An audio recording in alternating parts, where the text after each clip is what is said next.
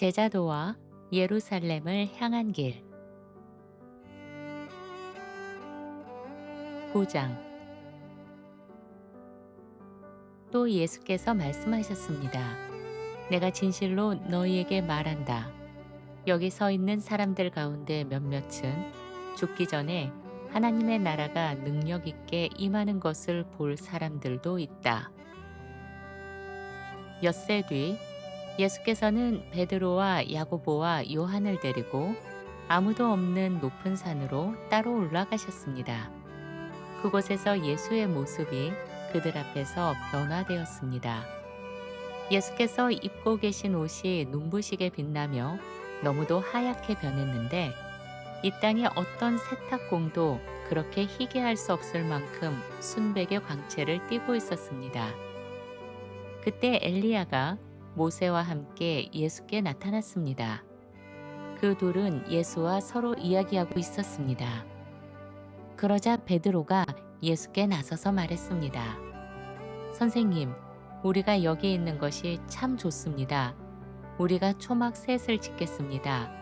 하나는 선생님을 위해, 하나는 모세를 위해, 또 하나는 엘리야를 위해 짓겠습니다. 사실 그는 너무 두려운 나머지 무슨 말을 해야 할지 몰랐고 그들 세 사람은 모두 두려움에 사로잡혀 있었습니다. 그때 구름이 일어나 그들을 덮었습니다. 그리고 그 구름 속에서 음성이 들려왔습니다. 이는 내 사랑하는 아들이니 너희는 그의 말을 들으라. 곧이어 제자들이 둘러보았지만 아무도 보이지 않았고 예수만이 그들과 함께 계셨습니다. 그들이 산에서 내려올 때 예수께서는 그들이 방금 본 일을 인자가 죽은 자 가운데서 다시 살아날 때까지 아무에게도 말하지 말라고 명령하셨습니다. 제자들은 그 말씀을 지키며 아무에게도 말하지 않았지만 죽은 자 가운데서 다시 산다는 말이 무슨 뜻인지 서로 물으며 궁금해했습니다. 그들이 예수께 물었습니다. 율법 학자들은 어째서 엘리야가 먼저 와야 한다고 말합니까? 예수께서 대답하셨습니다. 엘리야는 먼저 와서 모든 것을 회복시킨다. 그런데 성경은 또 인자에 대하여 많은 고난을 받고 멸시를 당할 것이라고 기록하고 있지 않느냐. 내가 너희에게 말한다. 엘리야는 이미 왔다. 그리고 사람들은 그에 대하여 성경에 기록된 대로 자기들 마음대로 그를 함부로 대했다. 그들이 다른 제자들이 있는 곳으로 내려가 보니 많은 군중이 그들을 둘러싸고 있었고 율법 선생인 서기관 몇 사람이 그들과 논쟁을 벌이고 있었습니다. 무리가 모두 예수를 보자 깜짝 놀라며 예수께로 달려와 인사했습니다. 예수께서 그들에게 물으셨습니다. 무엇을 두고 그들과 논쟁하고 있느냐? 무리 가운데 한 사람이 나서서 대답했습니다. 선생님, 말을 못하게 하는 귀신이 들린 제 아들을 선생님께 데려왔습니다. 그 귀신이 아이를 붙잡으면 아이를 땅에 넘어뜨리고 아이 입에서는 거품이 나오며 이를 갈고 온몸이 뻣뻣해집니다. 제가 선생님의 제자들에게 그 귀신을 쫓아달라고 부탁했지만 그들은 해내지 못했습니다. 예수께서 그들에게 말씀하셨습니다. 믿음이 없는 세대여, 내가 언제까지 너희와 함께 있어야 하겠느냐? 언제까지 너희를 참아야 하겠느냐? 아이를 내게 데려오너라. 사람들이 그 아이를 예수께 데려왔습니다. 귀신이 예수를 보자마자 아이를 심하게 뒤흔들어 아이는 땅에 쓰러져 거품을 내며 뒹굴었습니다. 예수께서 아이의 아버지에게 물으셨습니다. 이렇게 된 지 얼마나 되었느냐? 그가 대답했습니다. 어릴 때부터입니다. 귀신이 여러 번 그를 불속이나 물속으로 던져 죽이려 했습니다. 할 수 있으시면 우리를 불쌍히 여기시고 도와주십시오. 예수께서 말씀하셨습니다. 할 수 있으면이 무슨 말이냐? 믿는 사람에게는 모든 일이 가능하다. 그러자 아이의 아버지가 즉시 큰 소리로 외쳤습니다. 제가 믿습니다. 믿음이 부족한 제게 믿음을 더해 주십시오. 예수께서는 군중이 몰려오는 것을 보시고 더러운 영을 꾸짖으셨습니다. 벙어리 되고 귀먹게 하는 영아, 내가 네게 명한다. 이 아이에게서 나오고 다시는 그 안에 들어가지 말라. 그러자 그 영은 큰 소리를 지르며 아이를 심하게 경련시키다가 아이를 버려두고 나갔습니다. 아이는 마치 죽은 사람처럼 축 늘어져 있었고 많은 이들이 죽었다라고 말했습니다. 그러나 예수께서 아이의 손을 잡아 일으키시자 아이는 일어나서 서 있었습니다. 예수께서 집 안으로 들어가시자 제자들이 예수와 단둘이 되었을 때 여쭈었습니다. 왜 우리는 그 귀신을 쫓아내지 못했습니까? 예수께서 그들에게 대답하셨습니다. 그런 종류의 영은 기도 외에는 결코 나갈 수 없다. 그들은 그곳을 떠나 갈릴리 지역을 지나가고 있었습니다. 예수께서는 아무에게도 자신이 어디에 있는지 알려지기를 원치 않으셨습니다. 왜냐하면 예수께서는 제자들을 가르치는 데 전념하고 계셨기 때문입니다. 예수께서는 그들에게 이렇게 말씀하셨습니다. 인자는 사람들의 손에 넘겨질 것이다. 그들은 인자를 죽일 것이다. 그러나 죽임을 당한 지 사흘 만에 그는 다시 살아날 것이다. 그러나 제자들은 이 말씀의 뜻을 이해하지 못했고 또 이 말씀에 대해 더 여쭤보기가 두려웠습니다. 그들이 가버나움에 이르렀을 때 집 안으로 들어오신 예수께서 제자들에게 물으셨습니다. 너희는 길에서 무슨 이야기를 하고 있었느냐? 제자들은 아무 말도 하지 못했습니다. 길을 걸어오는 동안 서로 누가 더 큰 사람인가를 두고 다툼을 벌였기 때문입니다. 예수께서는 자리에 앉으시고 12 제자를 곁에 불러 이렇게 말씀하셨습니다. 누구든지 첫째가 되고자 하는 사람은 모든 사람의 마지막이 되고 모든 사람을 섬기는 종이 되어야 한다. 예수께서는 어린아이 하나를 데려다가 제자들 가운데 세우시고 그 아이를 품에 안으신 채 말씀하셨습니다.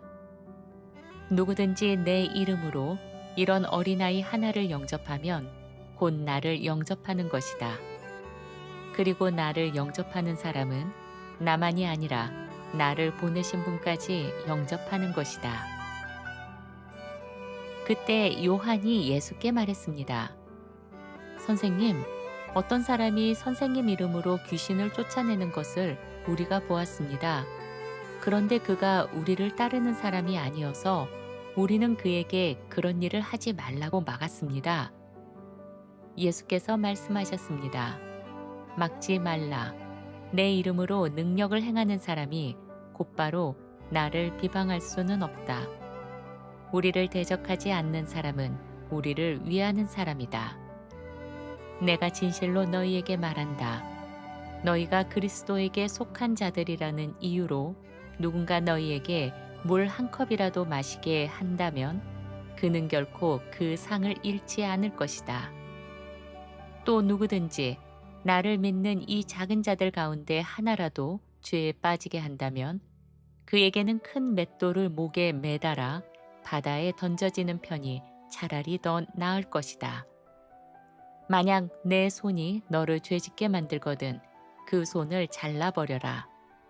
두 손을 가지고 꺼지지 않는 지옥불 속에 던져지는 것보다는 차라리 한 손을 잃은 채로 생명에 들어가는 것이 더 낫다. 만약 내 발이 너를 죄짓게 만들거든 그 발을 잘라버려라. 두 발을 가지고 지옥에 던져지는 것보다 차라리 한 발을 잃은 채로 생명에 들어가는 것이 더 낫다. 만약 내 눈이 너를 죄짓게 만들거든 그 눈을 뽑아버려라. 두 눈을 가진 채로 지옥에 던져지는 것보다 한 눈으로라도 하나님의 나라에 들어가는 것이 더 낫다. 거기에서는 그들을 갉아먹는 벌레가 죽지 않고 불도 꺼지지 않는다. 사람은 누구나 불로 소금 치듯 함을 받게 될 것이다. 소금은 좋은 것이다. 그러나 만약 소금이 그 맛을 잃어버린다면 무엇으로 다시 그 맛을 내게 하겠느냐? 너희 속에 소금을 간직하고 서로 화목하게 지내라. 10장. 예수께서는 그곳을 떠나 유대 지방과 요단강 건너편으로 가셨습니다. 거기서도 많은 무리가 예수께 모여들었고 예수께서는 언제나 하시던 대로 사람들을 가르치기 시작하셨습니다. 그때 율법을 엄격히 지키며 종교적 의식을 중요시한 사람들인 바리새인 몇 사람이 다가와 예수께 물었습니다. 남자가 자기 아내를 버리는 것이 율법에 맞습니까? 맞지 않습니까? 그들은 이 질문으로 예수를 함정에 빠뜨리려 했습니다. 예수께서 그들에게 물으셨습니다. 모세는 이 문제에 대해 어떻게 명령했느냐? 그들이 대답했습니다. 모세는 이혼장을 써주고 아내를 버리는 것을 허락했습니다. 예수께서 말씀하셨습니다. 너희의 마음이 그렇게 완악하기 때문에 모세가 그런 규정을 너희에게 적어준 것이다. 그러나 창조 때로부터 하나님께서는 사람을 남자와 여자로 지으셨다. 그러므로 남자는 자기 부모를 떠나 아내와 합하여 둘이 한 몸이 될 것이다. 그러니 그들은 이제 둘이 아니라 하나이다. 하나님께서 짝지어 주신 것을 사람이 떼어 놓아서는 안 된다. 나중에 집안에 들어왔을 때 제자들이 다시 이 문제에 대해 예수께 물었습니다. 예수께서 그들에게 말씀하셨습니다. 누구든지 자기 아내를 버리고 다른 여자와 결혼하면 그 첫 아내에 대하여 간음을 저지르는 것이다. 또 여자가 남편을 버리고 다른 남자와 결혼하면 그 역시 간음을 저지르는 것이다. 그때 사람들이 자기 아이들을 예수께 데려와 예수께서 아이들을 만져주시기를 바랐습니다. 그런데 제자들이 그들을 꾸짖으며 막았습니다. 예수께서 이 모습을 보시고 불쾌하게 여기시며 말씀하셨습니다. 아이들을 내게 오게 내버려 두어라. 막지 말아라. 하나님의 나라는 이런 아이들과 같은 사람들의 것이다. 내가 진실로 너희에게 말한다. 누구든지 어린아이와 같이 하나님의 나라를 받아들이지 않으면 결코 그 나라에 들어가지 못한다. 그리고 예수께서는 아이들을 품에 안으시고 그 위에 손을 얹어 일일이 축복해 주셨습니다. 예수께서 다시 길을 떠나시려 할 때 한 사람이 달려와 예수 앞에 무릎을 꿇고 물었습니다. 선한 선생님, 제가 영생을 얻으려면 무엇을 해야 합니까? 예수께서 그에게 말씀하셨습니다. 왜 나를 선하다고 하느냐? 하나님 한 분 외에는 선한 이가 없다. 너는 계명들을 알고 있지 않느냐? 살인하지 말라, 간음하지 말라, 도둑질하지 말라, 거짓 증언하지 말라, 남을 속여 빼앗지 말라, 내 아버지와 어머니를 공경하라 하였다. 그 사람이 대답했습니다. 선생님, 그런 것들은 제가 어릴 적부터 다 지켜왔습니다. 예수께서는 그를 사랑스러운 눈길로 바라보시며 말씀하셨습니다. 내게 아직 한 가지 부족한 것이 있다. 가서 내가 가진 것을 다 팔아 가난한 사람들에게 나누어 주어라. 그러면 내가 하늘에 보화를 쌓게 될 것이다. 그 후에 와서 나를 따르라. 그러나 그는 이 말씀을 듣고 얼굴빛이 어두워졌습니다. 그는 매우 많은 재산을 가진 부자였기 때문에 깊이 근심하며 고개를 떨군 채 예수 곁을 떠나갔습니다. 예수께서 둘러서 계신 제자들을 바라보며 말씀하셨습니다. 재물을 가진 사람들이 하나님 나라에 들어가는 것은 참으로 어렵다. 제자들은 이 말씀에 놀랐습니다. 예수께서 다시 말씀을 이어가셨습니다. 얘들아, 하나님의 나라에 들어가는 것이 얼마나 어려운지 아느냐? 부자가 하나님 나라에 들어가는 것보다 차라리 낙타가 바늘귀를 지나가는 것이 더 쉬울 것이다. 제자들은 더더욱 놀라 서로 말했습니다. 그렇다면 도대체 누가 구원을 받을 수 있단 말인가? 예수께서 그들을 똑바로 보시며 말씀하셨습니다. 사람에게는 불가능한 일이지만 하나님께는 그렇지 않다. 하나님께는 모든 것이 가능하다. 그때 베드로가 예수께 말했습니다. 보십시오. 우리는 모든 것을 버리고 주님을 따랐습니다. 예수께서 말씀하셨습니다. 내가 진실로 너희에게 말한다. 나와 복음을 위해 집이나 형제나 자매나 어머니나 아버지나 자녀나 밭을 버린 사람은 지금 이 시대에서 박해와 함께 집과 형제와 자매와 어머니와 자녀와 밭을 100배나 받게 될 것이고 오는 세상에서는 영원한 생명을 받을 것이다. 그러나 먼저 된 자가 나중되고 나중된 자가 먼저 되는 일이 많을 것이다. 그들이 예루살렘을 향해 길을 가고 있을 때 예수께서 제일 앞에서 걸어가고 계셨습니다. 제자들은 긴장과 두려움 속에서 뒤를 따랐고 그 뒤를 따르는 사람들은 무언가 무겁고 두려운 기운을 느끼고 있었습니다. 예수께서는 다시 12제자를 따로 데리고 가시며 장차 자신에게 일어날 일을 자세히 말씀하셨습니다. 보아라, 우리가 예루살렘으로 올라가고 있다. 인자는 성전에서 제사와 종교적인 일을 담당하는 대제사장들과 율법 선생인 서기관들에게 넘겨질 것이다. 그들은 그를 사형에 처하기로 판결하고 이방 사람들에게 넘겨줄 것이다. 그들은 그를 조롱하고 침을 뱉고 매질하고 결국 죽일 것이다. 그러나 그가 죽임을 당한 지 사흘 만에 다시 살아날 것이다. 그때 세베대의 아들 야고보와 요한이 예수께 다가와 말했습니다.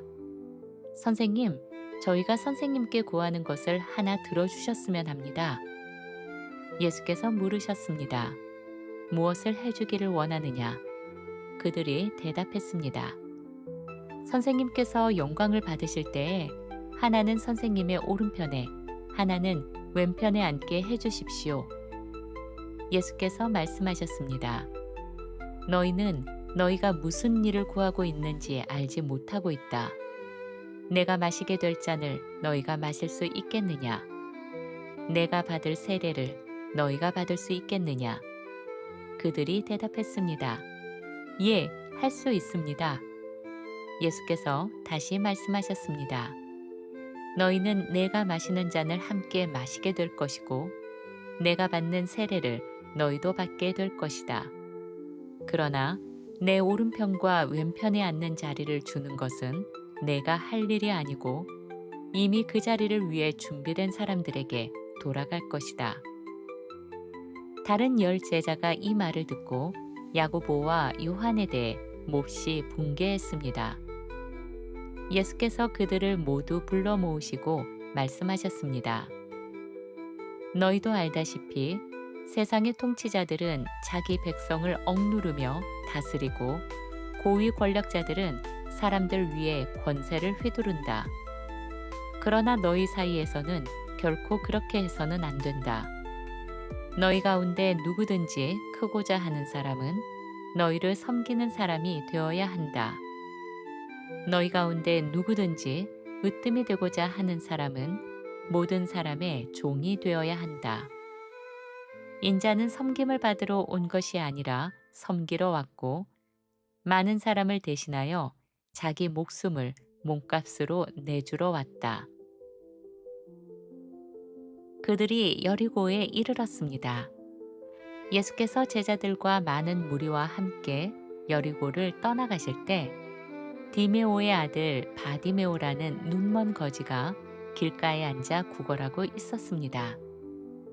그는 나사렛 예수가 지나가신다는 말을 듣고 다윗의 자손 예수님, 저를 불쌍히 여겨주십시오 라고 외치기 시작했습니다. 많은 사람이 그를 꾸짖으며 조용히 하라고 했습니다. 그러나 그는 더욱 크게 외쳤습니다. 다윗의 자손이여, 저를 불쌍히 여겨주십시오. 예수께서 걸음을 멈추시고 말씀하셨습니다. 그를 불러오너라. 사람들이 그 눈먼 사람을 부르며 말했습니다. 용기를 내어 일어나라. 예수께서 너를 부르신다. 그는 자기의 겉옷을 훌쩍 벗어던지고 벌떡 일어나 예수께로 나아왔습니다. 예수께서 그에게 물으셨습니다. 내게 무엇을 해주기를 원하느냐? 그 눈먼 사람이 대답했습니다. 선생님, 다시 보게 해주십시오. 예수께서 그에게 말씀하셨습니다. 가거라, 내 믿음이 너를 구원하였다. 그러자 즉시 그의 눈이 밝아져 그는 다시 보게 되었고 예수를 따라 길을 나섰습니다.